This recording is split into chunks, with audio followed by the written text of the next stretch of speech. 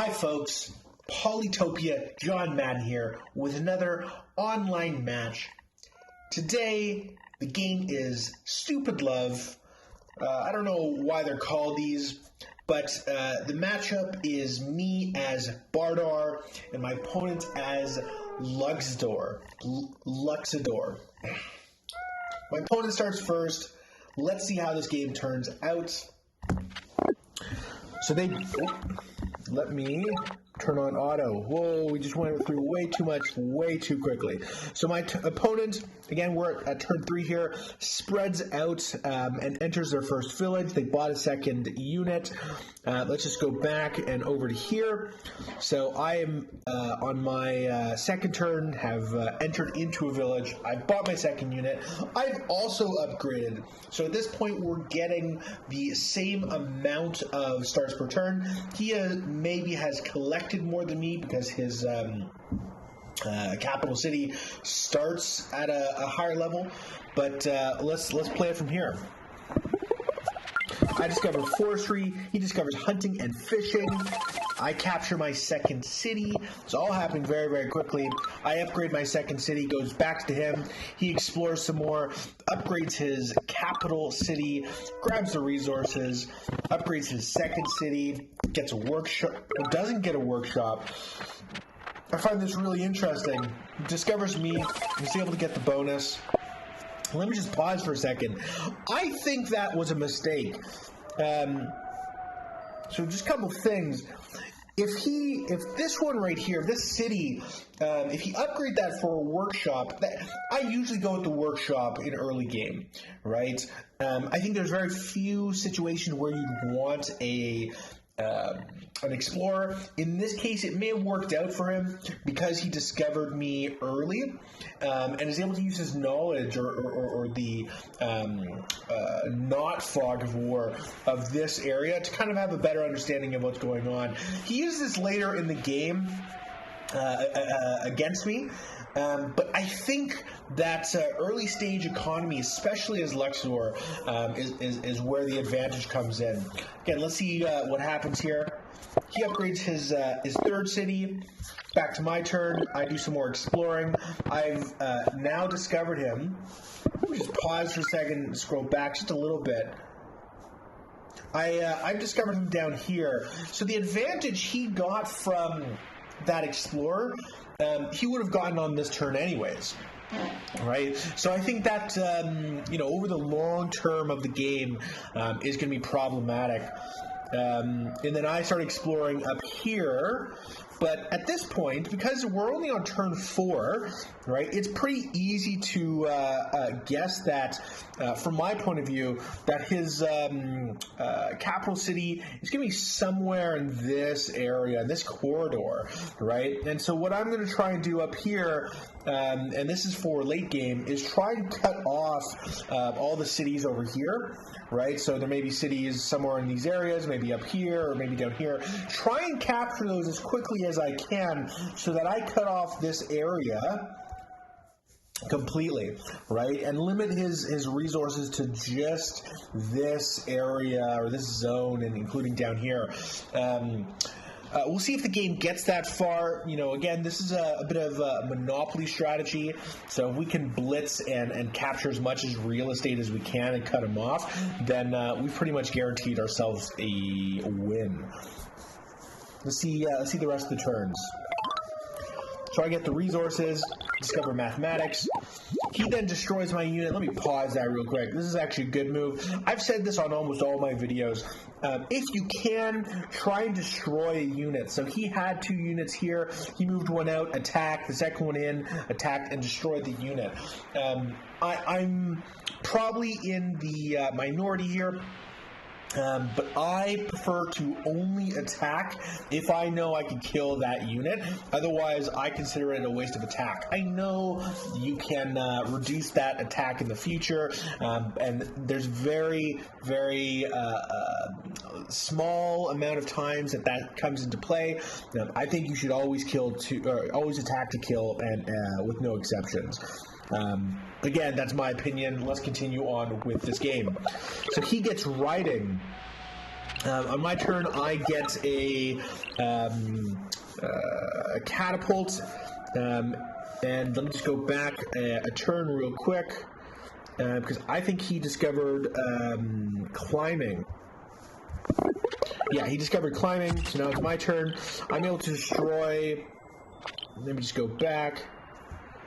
So I was able to destroy this unit in here because I'm trying to get that ruin, get those bonuses, right?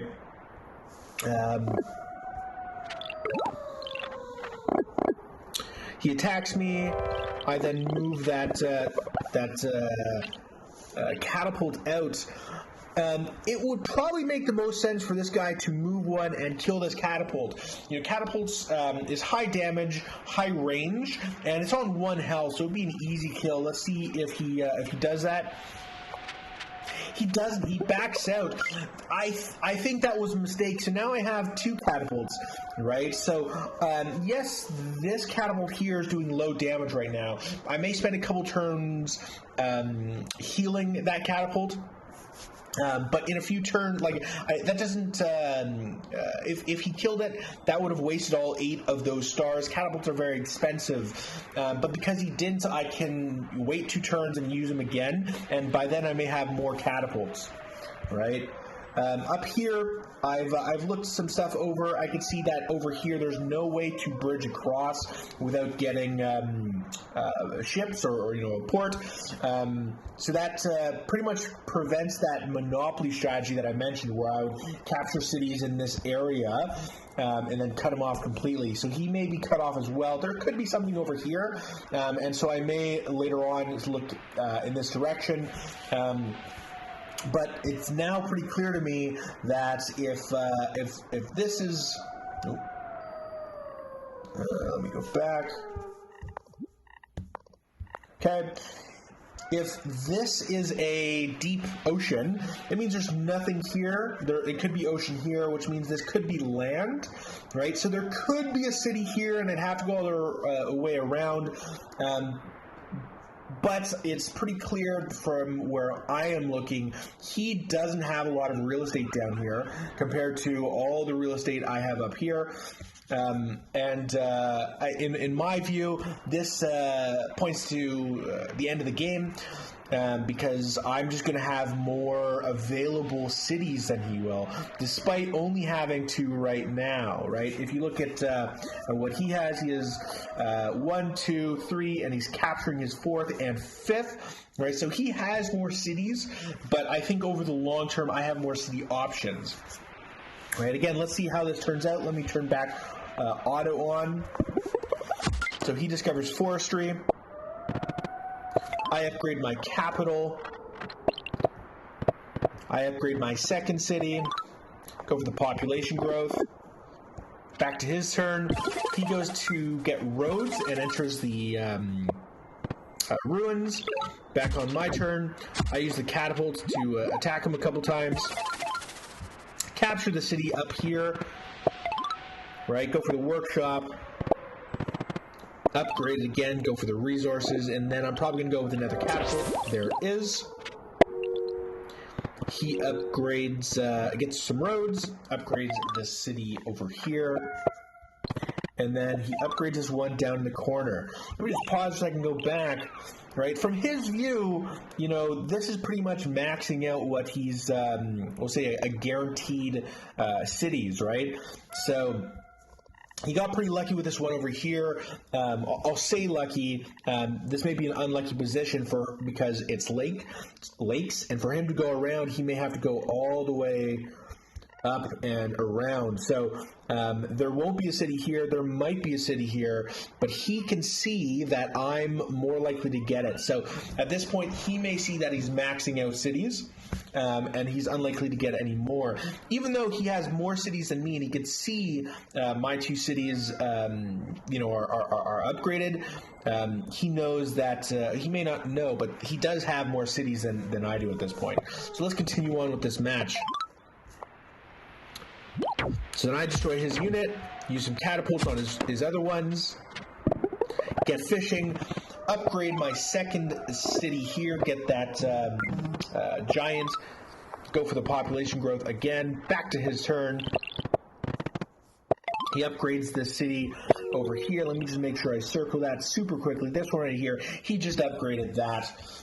Again, he's doing a great econ strategy.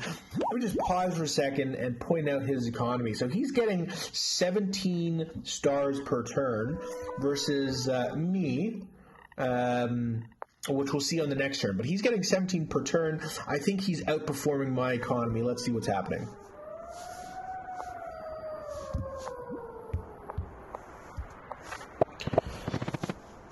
Now he's getting 19 stars per turn, or 18 stars per turn. He's going to upgrade again. Actually, let me just go back. So I'm getting 16 stars per turn, but let me just go back super quickly. Right here, I may be contrarian here, but this may have been a mistake. You know, it's turn 11, and the North Star for your economy is that by turn 10, you want to be getting 30 stars per turn, and he's getting 19, which is a disadvantaged position. I'm getting even less than him, so I'm definitely in a panic, but this should have gone with resources that he could have used to upgrade or buy some units later on versus getting a defensive, right? The other thing I want to point out is that on this end, he is exploring. He is going to try and get another thing up here. Again, good move. But he also has a rider, or his research rider. So it may have made more sense for him to upgrade this and get the resources, then buy the rider here, because that rider is going to be able to hopefully, or in theory, cut me off in this region up here. Again, 2020 hindsight. Let's see how the rest of the match works out for him.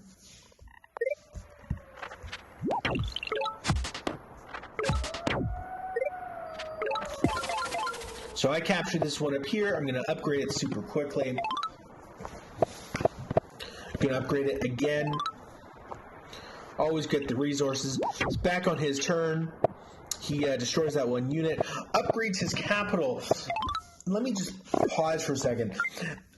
So, yes, good idea to upgrade the capital, get that super unit.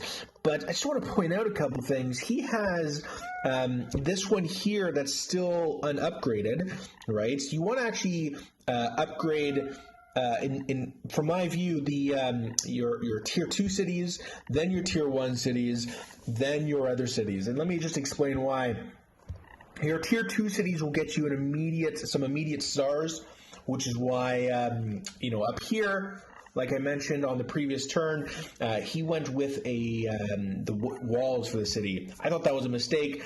You should always go for the stars, or maybe not always, but especially if you're playing econ or in a disadvantaged econ like he is, you should upgrade the stars because you get +1 stars per turn each time you upgrade. So you go with standard, so 2 city, second tier cities, then the first tier cities so you can get that workbench, and then the rest of them. Again, this is my view. I could be wrong on this. It's happened before. But again, let's see how the rest of the match turns out. Should have gone for the population growth. He could have gotten a super unit there. I had to cut out some stuff, so let me just replay this. I'm going to upgrade up here, go for the population growth. I always like the population growth. I'm going to get the super unit down to my capital, get riding. It's back to his turn. He moves up, gets free spirit. I think at this point he's going for the cavalry. I move all my units up, heal them, capture this city up here. Get the workshop, always the workshop, go for sailing. Now, let me just pause. At this point, I've got sailing because I may want to go across here, or I may see that I can capture his city right here pretty quickly, and then go for the sailing here, or ports here or here. Maybe I just want the additional siege. I don't know, but I actually think over the long term that would have been a mistake. Again, the next round is the end one. So it goes to my turn. I capture. I move in. I capture a second city. Discover climbing, and this is where he resigns. This was a glory game. And, I was at almost 5,000 score. We go to him. At this point, he was. Let me just go back to play what he has. So he also had around the same score. I actually think he was at an advantage. I just think maybe at this last turn where I captured 2 of his cities, he was done. He just didn't want to play anymore and rage quit. I've done my fair share of rage quitting. But I think with a couple of changes on his end in terms of which city he upgrades, he actually could have won this game. Anyways, it's a great game. If you have a video or a Polytopia match you want me to commentate on, leave a link to the replay from Polytopia in the comments. Happy to make a video out of it. I will see you in the next one.